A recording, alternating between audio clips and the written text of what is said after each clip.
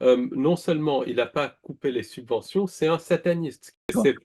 Mais en fait, pour vous donner un exemple très concret, un jour, un feu d'artifice du reste du 14 juillet, donc en 2022, on était dans les Hautes-Alpes, dans un petit village, et il y avait le feu d'artifice. Et à un moment donné, donc tout ça, bon, ça avait lieu plutôt sympa et tout. Et à un moment donné, quelqu'un disait, un certain politique que je ne vais pas nommer, enfin, vous voyez, Monsieur Kekeros, voilà, pour faire très clair, a coupé les subventions. Donc tout le monde a commencé à siffler. Et moi j'ai dit, non seulement il n'a pas coupé les subventions, c'est un sataniste. Ce qui est absolument vrai, c'est même tous les politiques qui sont comme ça.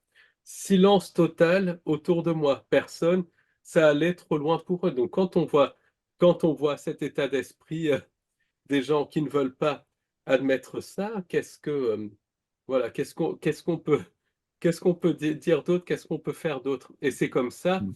dans la recherche de vérité. Par exemple, quand on commence à parler que certains attentats sous fausse bannière sont des mises en scène totales, ça va trop loin pour moi. Donc, voilà, au bout d'un moment, C'est la peur qui nous verrouille. Ouais, dissonance oui. cognitive.